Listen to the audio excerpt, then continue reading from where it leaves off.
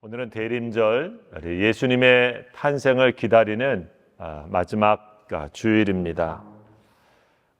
우리가 하나님을 기다릴 때는 하나님께서 우리의 문제를 해결해 주시기를 원해서 기다릴 때가 많지만 하나님은 또한 우리를 기다리십니다.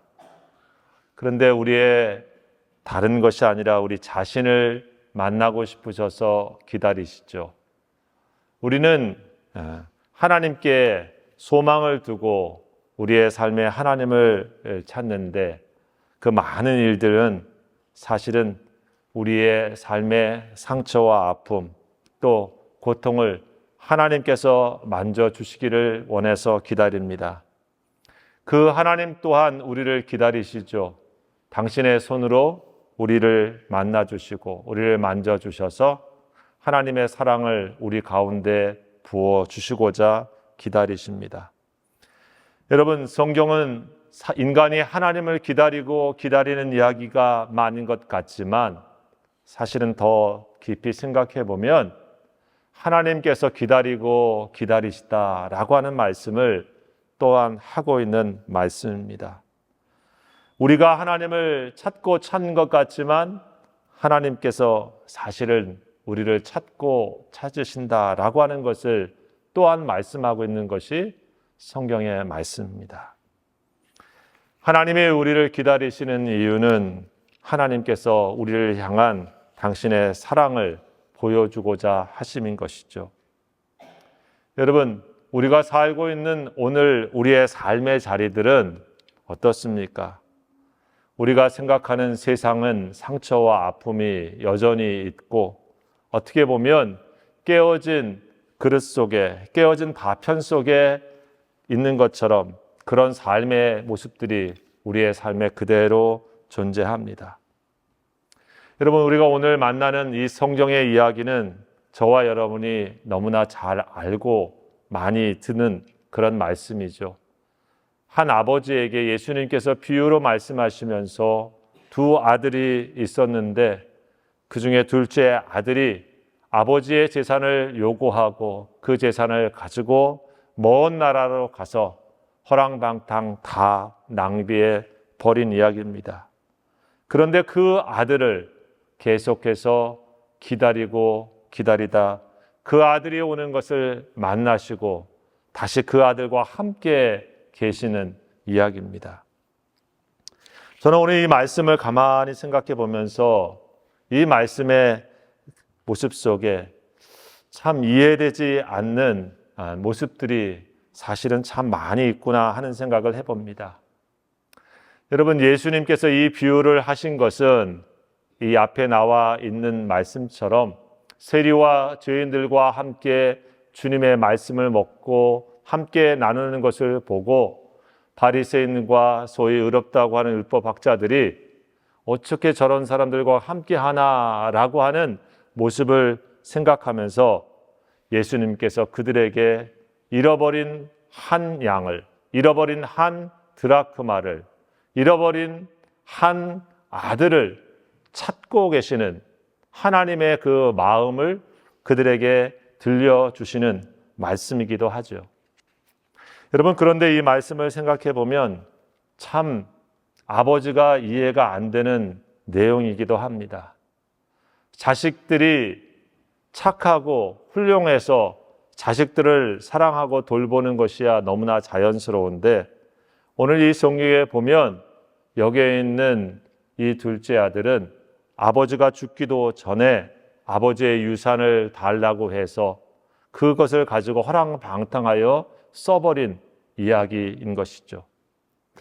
우리가 익히 알아서 그렇지 사실 신명기에 나와 있는 유대인들의 율법으로 보면 이런 아들은 완악한 아들이고 패역한 아들이고 부모의 가슴에 대못을 박은 그런 아들과 같습니다.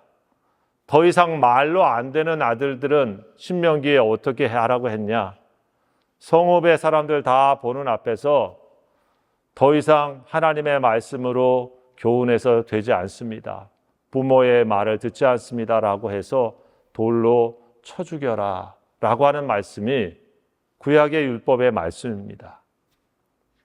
부모의 재산을 죽기도 전에 달라고 하는 아들, 또 그걸 가지고 밖에 가서 먼 나라에 가서 다 써버린 그 아들, 그런 아들은 유대 사회로 보면 돌로 쳐 죽여도 마땅한 그런 아들인 것이죠. 여러분, 그런데 그런 아들을 오늘 성경에 보면 아버지는 맞이하고 있습니다. 그리고 그 아들을 계속해서 기다리고 있는 내용이 오늘 성경의 앞부분의 말씀인 것이죠. 참 요즘은 우리가 살고 있는 이 가정의 이야기들이 옛날보다 참 어려운 이야기들을 쉽게 듣습니다. 가정이 무너진 얘기도 듣고, 자식이 부모를 죽인 얘기도 듣고, 부모가 자식을 또 죽인 이야기도 우리는 듣기도 합니다. 이번 주 미국에 나왔던 한 영화 감독을 했었던 부부가 자기 자식이 그 부모를 갖다가 칼로 죽이고 잡힌 이야기가 뉴스에 나오더라고요. 누구나 이름만 대면 다 알고 저 영화를 만들었던 그런 분이시던데, 그런 이야기들을 들으면 옛날에는 참 저런 이야기가 끔찍하구나 이런 얘기를 들은데, 요즘은 그런 이야기들이 우리의 삶의 주변에 많이 나오고 있기 때문에 아이고 또 그랬나 하고, 어찌 보면 무덤덤해질 만큼 상식과 소위 말하는 기본 윤리, 천륜이 깨어지는 이야기들이 살고 있는 그런 세상이죠. 그런데 여러분, 지금 있는 이 성경의 이 이야기도 요즘으로 보면 말도 안 되는 자식하고 살고 있는 아버지 이야기입니다. 우리가 말하는 기본적인 윤리가 깨진 집의 이야기죠. 그런데 그 아버지가 그 아들을 지금 기다리고 있는 이야기를 보면서 저는 이런 묵상을 해봤습니다. 그 기다렸던 아버지는 어떤 마음이었을까? 저는 그 아버지가 느꼈던 첫 번째 마음은 배신감이라고 생각합니다. 아들이 재산을 요구할 정도 되어지면 약 18에서 한 20살, 결혼을 할 정도의 나이라, 그래서 성경의 학자들은 한 17 정도 됩니다. 그래서 그 아들이 되게 보면은 지금 둘째 아들인데, 그 아들이 아버지한테 자신의 유산을 달라고 하는 것도 이상한 일이지만, 오늘 성경에 보면 그 아들이 받은 유산을 가지고 다 처분해서 먼 나라로 갑니다. 실제로 유대의 율법으로 보면 아버지가 생전에 유산에 상속을 할 수는 있지만은 그것을 처리하지는, 처분할 수 있는 권리를 주지는 않습니다. 아버지가 살아계시니까 자기 마음대로 처분할 수 없는 거죠. 근데 여기 성경에 보면 그가 자기 재산을 다 모아가지고, 이건 현금화해서 땅이니 뭐니 다 있던 거 현금화했다, 그런 뜻입니다. 먼 나라로 갔다라고 하는 것은 배 타고 멀리 딴 곳으로 갑니다. 요즘으로 한 태평양을 건넜는지 대서양을 건넜는지 모르겠지만 먼 곳으로 간 것입니다. 근데 아버지가 그것을 지금 허락하고 있는 것이죠. 아버지는 왜 허락했을까라고 생각해 보면 저는 아마도 둘째 아들이 이렇게 얘기했을 것 같습니다. 아버지, 제가 요번에 확실하게 사업 아이템을 확인했습니다. 이왕 아버지 저한테 재산을 물려줄 건데 저는 농사에 별로 관심 없습니다. 요즘은 사업 시대입니다. 저한테 맡겨주시면 제가 뭐든지 잘할 자신이 있습니다. 아마도 둘째는 그렇게 얘기했을 것 같습니다. 그리고 한 가지 더 붙이면 형님이 있잖아요. 아버지는 형님하고 지내면 되고 나는 좀 자유로운 인생을 살아도 되잖아요. 참, 아마 그랬을 것 같다라고 하는 얘기입니다. 여러분, 아버지의 입장에서 이 아들을 한번 믿어보기로 한 것 아니겠습니까? 아들이 망하는 길을 갖다가 지원하는 부모는 없습니다. 죽으러 가는 길을 그래 너 해봐, 그런 부모는 없어요. 해봐라 하고 믿어주는 거죠. 잘 되라. 근데 성경 어디에도 보면 이 아들은 다 가지고 먼 나라로 갔습니다. 중간에 보면 누구랑 지내고 있습니까? 자기 걸 다 허랑방탕하게 쓰고 그 다음에 다른 사람, 그 이방 나라의 사람의 밑에 가서 일하다가 돼지치는 일을 하고 있습니다. 여기에 몇 가지 일이 있지요. 그것은 제대로 된 사업을 한 것도 아니고 아버지가 주었던 그걸 가지고 제대로 인생을 살아본 것도 아닙니다. 또 보통 유대인들이 했었던 것처럼 먼 곳에 가도 유대인들은 디아스포라, 우리 한민족처럼 한인촌 만들듯이 유대인들끼리 많이 모여 살아요. 힘들어도 어려워도. 그래서 무슨 일이 있으면 다 소식이 전해져요. 자, 그런데 어떻습니까? 그런 얘기가 없어요. 하다 자기 노은 대로 놀다가 나 아는 사람 없는 곳에 가서 놀았는지 허랑방탕하다가 지금 돈 다 까먹었습니다. 돼지를 치는 거는 유대인들에게 거룩하지 않은 짐승이 돼지 아닙니까? 먹지 않는 것이 돼지인데 그런 인생으로 전락했습니다. 그런데 그 아버지한테 연락 하나 없어요. 돈 가져갈 때는 꼭 잘해서 잘하겠다고 했을 것 같은데 여러분 지금 그 둘째 아들은 아버지한테 자기의 있는 상황도 또 형편도 아무런 연락이 없는 그런 모습 같습니다. 참 우리가 배신은 언제 느끼냐면 믿었던 사람한테 상처를 당할 때 배신감을 느끼잖아요. 멀리 있고 나와 상관없는 사람이 나의 욕하는 것 그거 가지고 우리는 별로 상처받지 않습니다. 그런데 내 앞에서 친구처럼 말하다가 내가 그렇게 그냥 있는 듯 없는 듯 아껴줬던데 뒤로 돌아가서 내 욕을 하는 일을 알게 되면 어떻습니까? 배신감을 느낄 수밖에 없죠. 내 앞에서는 당신뿐이야 라고 하는 남편이 딴 사람 만나는 얘기를 듣게 되면 어떻습니까? 상처를 받는 것입니다. 여러분, 그래서 배신감에 대한 얘기를 이렇게 보니까 그것은 마치 심리적인 퍽치기와 같다 그럽니다. 퍽치기 아십니까? 뒤통수를 그냥 팍 치고 내가 모르는 사이에 내 핸드백이나 그냥 팍 갖고 가는 그런 퍽치기. 내가 방비할 틈도 없이 나를 그렇게 공격해 오는 그런 상처가 되어진다. 그런 얘기죠. 17종한 이 아버지 같은 이 성경에 보면 얼마나 둘째 아들이라고 편애했겠습니까? 불공평하게 뭐 했겠습니까? 같이 큰아들이든 작은 아이들은 아주 최선을 다하여 키웠음에 우리가 느낄 수 있습니다.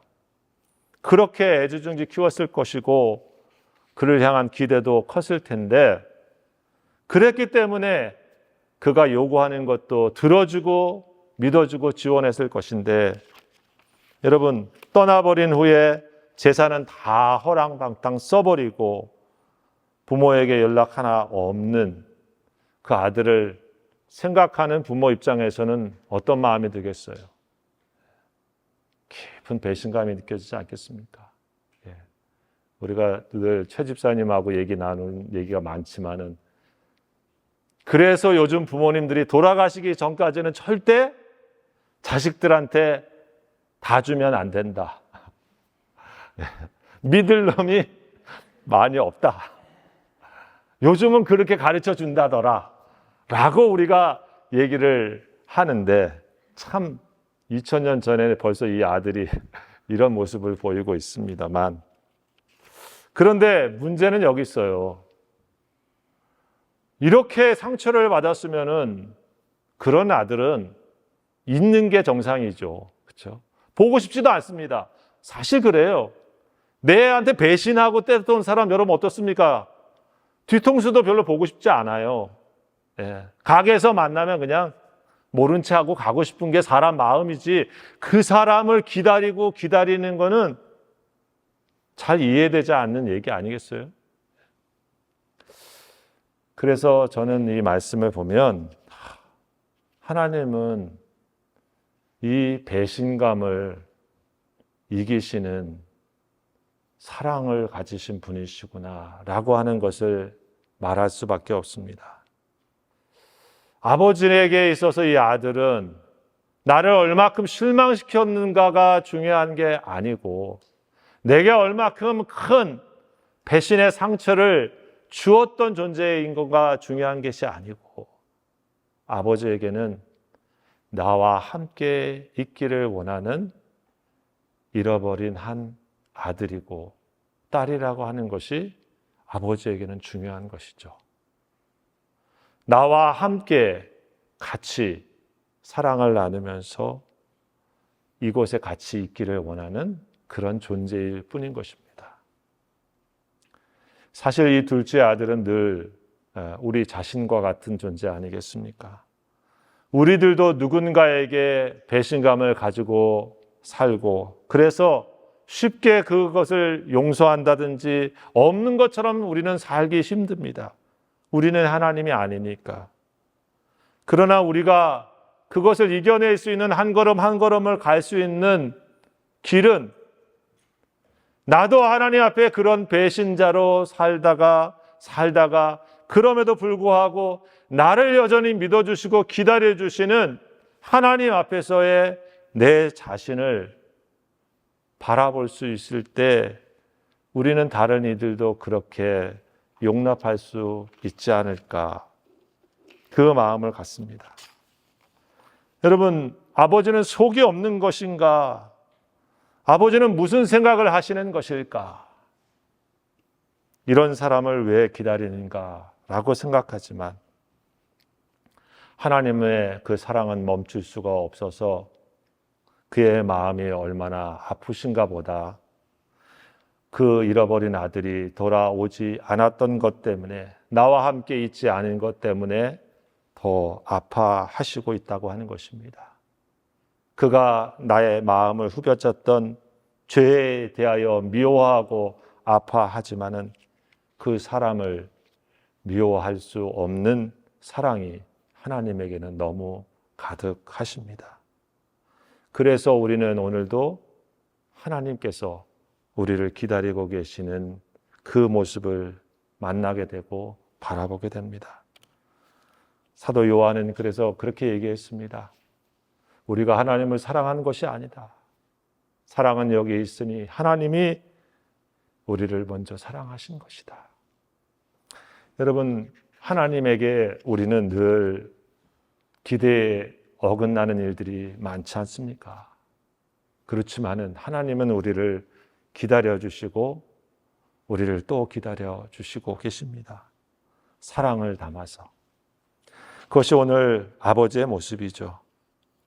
저는 그래서 우리들도 그 하나님을 생각하면서 내 마음에 후벼찼던 배신자 같은 그 사람을 기다리시는 하나님의 마음을 가지고 나도 기다려볼 수 있지 않을까.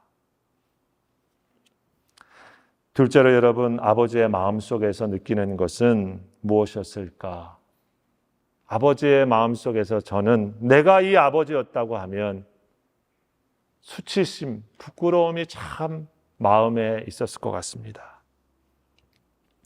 여러분, 우리는 저도 부모지만 자식이 잘 되면은 자랑스러워요. 그래서 우리 만나면 그렇지 않습니까? 자식 자랑하다가 자식이 하면 꼭 하다가 이렇게 또 한마디 합니다. 우리 자식이 요번에 공부를 했는데 그냥 별로 공부한 것 같지도 않은데 100점을 맞아왔다. 물어보지도 않는데, 그죠? 아이고, 우리 자식이 요번에 어쩌죠 해서 그냥 손자를 낳았다. 별로 다른 사람이 물어보지도 않은데 우리는 그래요. 왜요? 자녀라고 하는 건 부모에게 그런 존재이죠. 그래서 사실 하면은 참 자랑이 되어집니다. 그런데 어떻습니까? 그러지 못할 때는 참 부모가 그런 건 아닌데 굉장히 참 부끄러워. 내가 우리 자식을 잘 못 도와줬나? 내가 잘 케어를 못했나? 여러분, 아마도 저는 이 아버지가 이 둘째 아들을 내려놓고 소문이 흘러 그 마을에 사람들한테 돌아왔을 때에 어떻을까요? 그 얘기를 듣고 들었던 마을 사람들은 아마 그랬습니다. 아버지는 훌륭하신데 왜 아들이 저러지? 그러고 보니까 그 아버지가 잘못하신 거 아니야. 참, 그 아들을 왜 이렇게 보냈어? 등등 하면서 여러분 그 아들을 생각하면은 사실 다른 사람들이 생각할 때는 당연히 부끄러워해야 될 지금 그런 상태 아닙니까?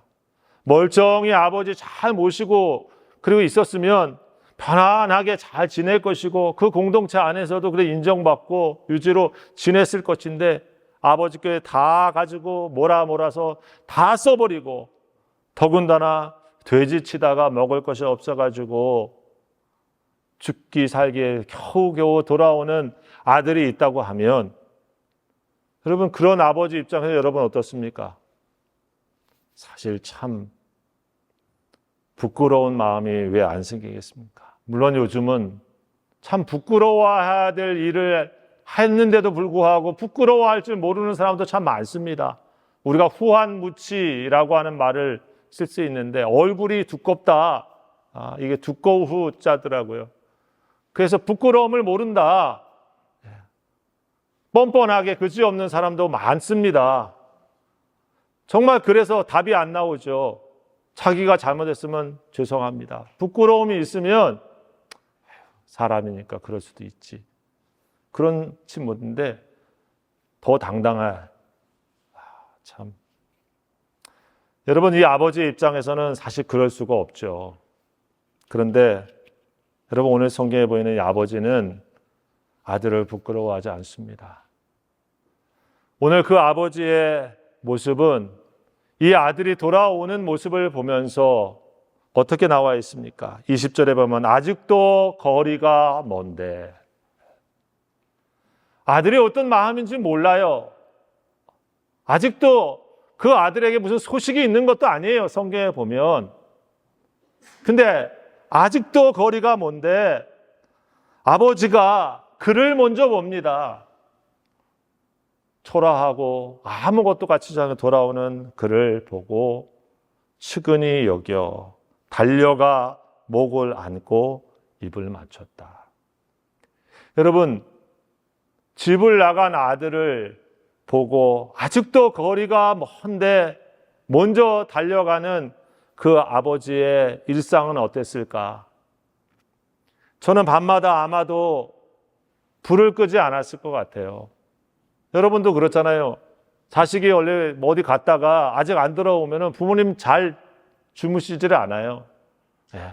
밤도 어둡고 날씨도 어둡고 뭐 그런데 안전하게 잘 와야 아유 왔구나 하고 이렇게 돌아오는 게 부모 마음인데 아마도 이 아버지는 밤마다 다른 집들은 다 불 꺼도 그 집은 언젠가 돌아올 내 아들이 이 불빛을 보고 우리 집에 왔으면 하고 불을 끄지 않았을 것 같습니다. 여러분 성공했을 때야 대낮에 멋지게 자동차 끌고 금이 환영하면서 오겠지만 실패하고 다 잃어버린 그 아들이 언제 오겠습니까?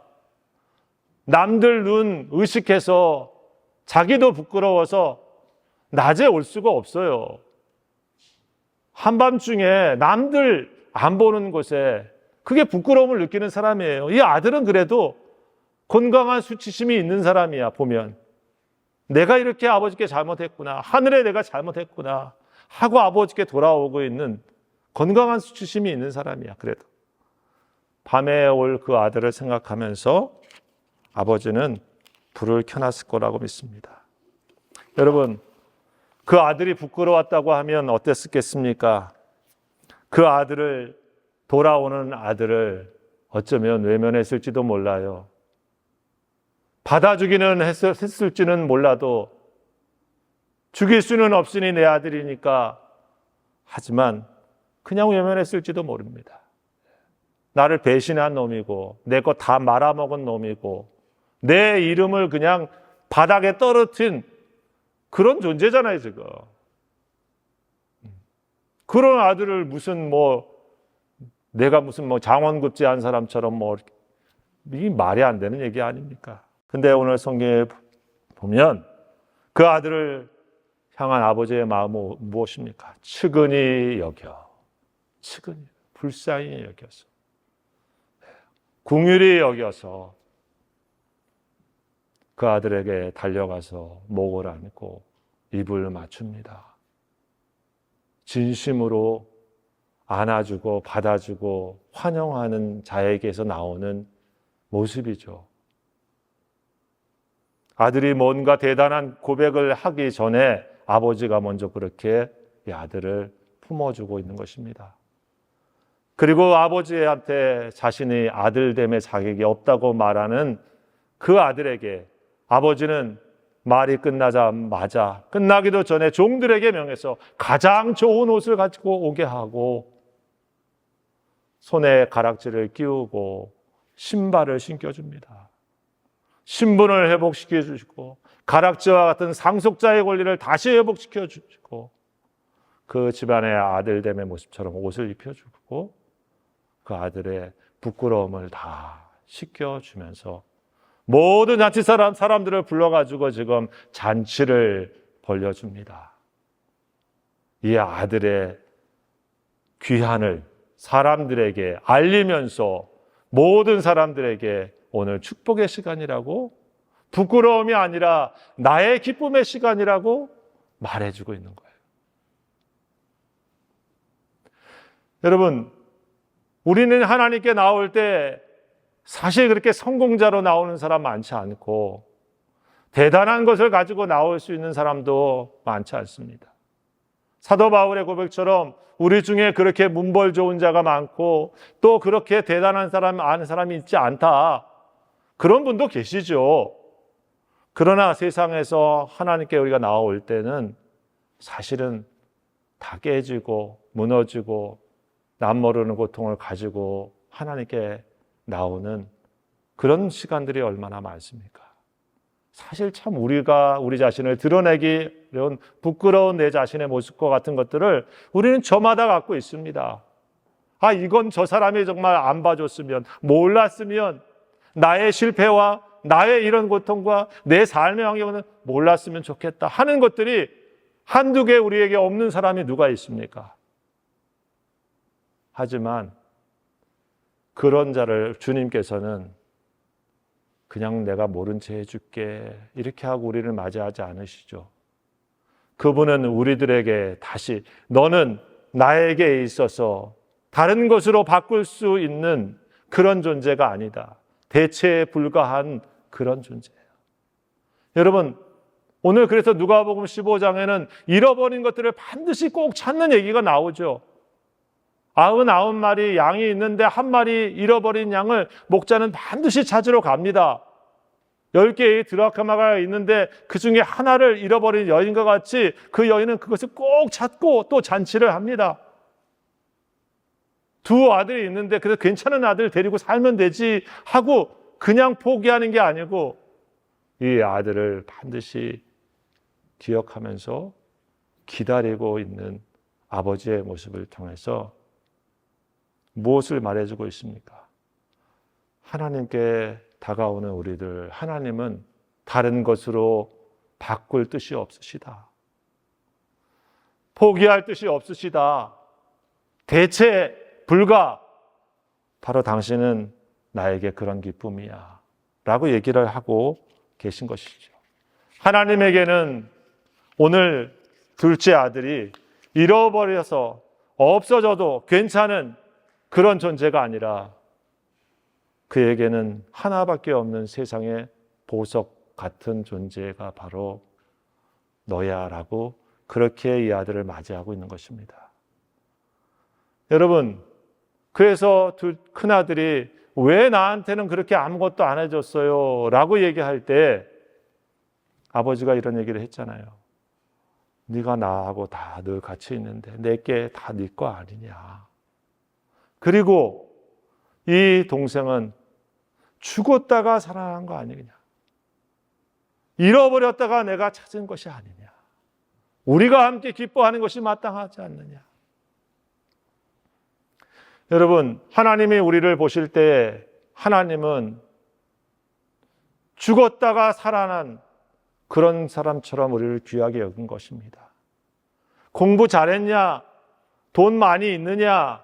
얼굴이 이쁘냐 없냐? 그게 지금 무슨 소용입니까? 죽다가 살아난 사람인데 우리 존재 자체의 가치를 주님은 그런 절대 가치로 기억하시는 것이죠. 그래서 아버지에는 부끄러움이 없습니다. 내 아들을, 내 딸에게 나는 그렇게 귀한 마음을 가지고 기다렸기 때문에. 여러분, 그래서 그 아들은 다시 인생을 시작할 힘을 갖게 되어지고 자신의 삶의 모습을 회복합니다. 여러분, 이 비유가 우리들에게 주어지는 말씀의 의미가 있다고 하면 우리는 늘 바로 그런 하나님의 기다림 속에 결국 그 사랑을 느끼고 경험하고 그것을 다시 체험한 하나님의 돌아온 자녀들이기 때문에 이 말씀의 주인공이 바로 저와 여러분인 것이죠. 우리는 그래서 다시 이 성탄절을 맞이하면서 하나님의 마음을 헤아려 봅니다. 주님이 오늘도 그런 마음으로 우리를 기다리고 계시는구나. 그래서 우리들에게 찾아오시는구나. 여러분, 우리 믿음의 지체들이 다른 지체들, 잃어버린 사람들, 아픈 사람들, 그들을 기다리는 이유는 어디 있습니까? 우리가 바로 그런 하나님을 알기 때문에, 우리가 그런 하나님을 믿고 있기 때문에, 그런 하나님을 나의 아버지로 우리가 섬기고 있기 때문에 다른 지체들도 내 형제들인 거죠. 나와 함께 있어야 될 지체들입니다. 오늘 둘째 아들은 아버지의 마음을 잘 몰랐던 것 같습니다. 아들이 동생이 왔는데 잔치가 벌어졌는데 성경에 보면 화가 났어요. 그래서 안 들어가요. 왜? 나는 왜 이렇게 안 해줬나 하는 이야기입니다. 우리는 그 이야기를 잘 알고 있습니다. 여러분, 우리는 가끔 그럴 때가 많이 있잖아요. 왜 하나님께서 저 사람을 그렇게 기다리시나 라고 하는 것을 이해 못하고 나한테 왜 하나님께 내 아버지가 나한테 더 주목해 주지 않나 하는 거기에만 우리의 마음이 있어서 다른 이를 향한 진실한 환영과 환대를 놓칠 때가 있지 않습니까? 우리가 그런 일에 빠지지 않도록 해야 될 줄 압니다. 교회는 어떤 곳입니까? 바로 하나님의 이 잃어버린 자가 돌아오는 것을 함께 기뻐할 수 있는 사람들이 모이는 곳입니다. 하나님의 품에 한 마리의 양이 또 하나의 드라크마가 한 명의 아들이 돌아오는 것을 그 아버지와 함께 기뻐하면서 즐거워하는 곳, 그것이 바로 교회이죠. 여러분, 그래서 교회에서 가장 늘 우리가 마음 열고 환대해야 될 사람은 무엇입니까? 오랫동안 믿음에서 낙심하다가 돌아오신 분이에요. 혹은 예수 믿었으면 정말 좋겠는데 기도하다가 어느 순간 하나님의 은혜로 그가 주님께 돌아오는 날을 맞을 때 우리가 어떤 마음을 가져야 됩니까? 얼마나 교회를 잘 다니나 보자. 문제는 안 익히나. 이게 아니고, 저 영혼을 하나님께서 부르셨구나. 하나님이 얼마나 기뻐하실까. 그 기쁜 마음을 가지고 우리가 늘 대하는 것이죠. 여러분, 성탄은 바로 그런 사람들이 하나님을 만나는 시간이라고 믿습니다. 우리들도 바로 그런 하나님의 마음을 알기 때문에 우리가 이 성탄을 기다립니다. 돌아오는 며칠 동안 다시 한번 우리는 그래서 여러분 이 성탄에 혹시 아주 주님이 기다리고 계신데 그 마음을 모르는 사람이 있고 아직 그것을 만나지 못한 사람이 있다고 하면 그들을 위해 기도해 주시고 아니 이번 성탄이 아니더라도 그가 주님께 돌아오는 날이 꼭 있기를 그리고 그를 기뻐하시는 하나님을 만날 수 있기를 그리고 그것이 바로 이곳이 되기를 하나님 기도합니다. 이런 마음으로 여러분 이 성탄의 마지막 대림절을 우리 하나님의 마음을 생각하면서 보낼 수 있는 우리 성도들이 되시기를 우리 주의 이름으로 축원합니다. 기도합시다. 하나님, 우리를 기다려 주시고 또 기다려 주시고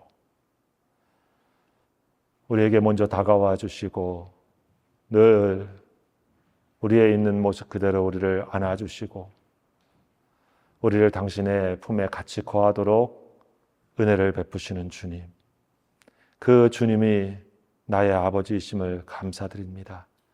주님, 이 깊고 깊은 사랑을 다 깨달아 전할 수 없는 저의 부족함을 긍휼히 여겨주시고 하나님의 깊고 깊은 손길로 주님의 깊은 사랑을 우리 모두에게 날마다 알게 해주셔서 우리가 어떤 형편에 있든지 간에 하나님과 함께 거하고 그 사랑과 그 은혜를 가지고 우리의 믿음의 지체 한 사람 한 사람들을 대하며 하나님의 품에 아직 거하지 못하는 이들을 위하여 기도하고 그들이 함께 주의 사랑과 은혜를 누릴 수 있도록 주의 사역을 감당하는 저희들 다 되게 하여 주시옵소서.